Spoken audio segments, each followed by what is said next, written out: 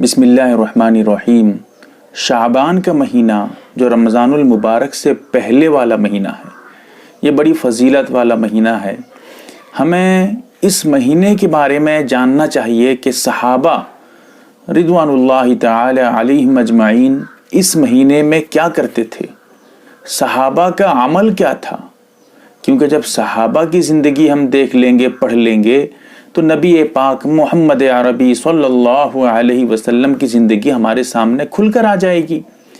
एक हदीस मैं आपके सामने पेश करना चाहता हूँ जिसमें सहाबा क्या करते थे शाबान के महीने में खुलकर साफ तौर पे बयान किया गया है। गुनियतुत तालिबीन में सफ़र नंबर 341 पर रिवायत है। हज़रत अनस रदियल्लाहु तआला अन्हु इरशाद फरमाते हैं, जब शाबान का चांद सहाबा देख लेते तो कुरान की तिलावत में मुनहमिक हो जाते, कुरान की तिलावत में, कुरान पढ़ने में लग जाते। वैसे तो सहाबा कुरान की तिलावत अक्सर व बेशतर किया करते थे, लेकिन इस महीने में ख़ास तौर से अलग से टाइम निकाल के, अलग से वक्त निकाल के कुरान की तिलावत की पाबंदी ज़्यादा करने लगते थे।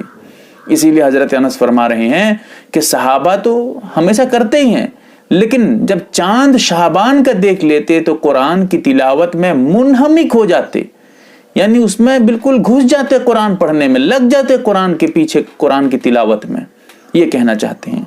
इसी तरह ज़कात निकालने लगते, ज़कात जिन पे ज़रूरी है वो ज़कात हिसाब किताब करने में लग जाते, ज़कात अदा करने की तैयारी में, ज़कात के चक्कर में लग जाते कि ज़कात हम कितना निकालें, कब निकालें, कितने माल का ज़कात हमें देना ज़रूरी है, वगैरह वगैरह।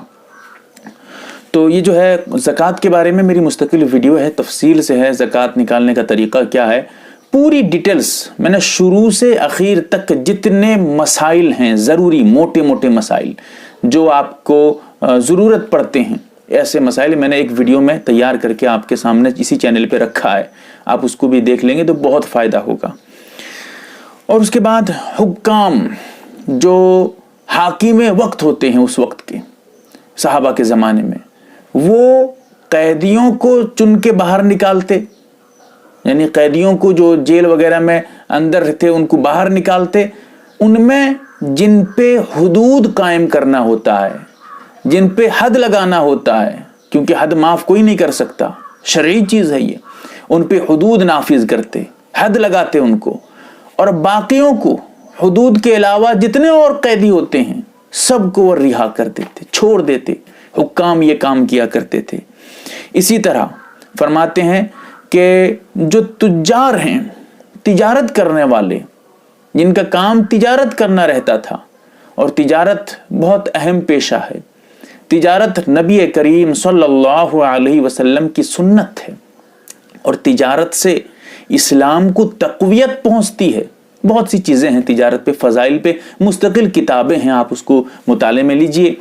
तो तिजारत जो करने वाले होते थे वो कर्ज उसूल करने में और कर्ज अदा करने में, दोनों में लग जाते, कि जब देखते हैं कि मुझे किसी को देना है, मुझ पे कुछ कर्ज है, तो जिसके पास से वो पैसे वगैरह जो भी बतौर कर्ज के लिए हैं उसको देने पे तैयारी करते, उनको देने पे लग जाते, यानी अपनी जो है अपना कर्ज अदा करने की तैयारी में लगते।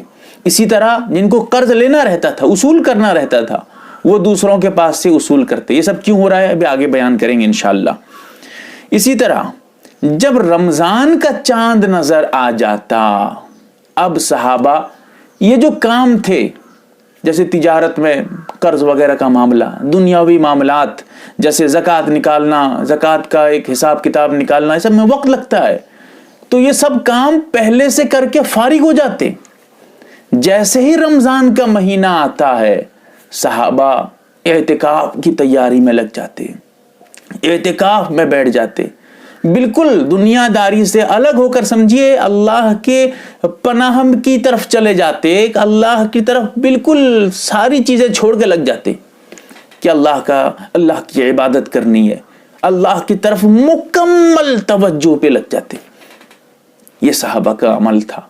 तो इसीलिए आज हम इस महीने में, जो शाबान का महीना बहुत बाबरकत महीना है, اس میں دنیاوی کاموں میں ادھر ادھر بہت زیادہ مشغول ہونے کے بجائے صحابہ کی زندگیوں کو دیکھ کر صحابہ کیا کرتے تھے انہیں ہم کرنا چاہیے.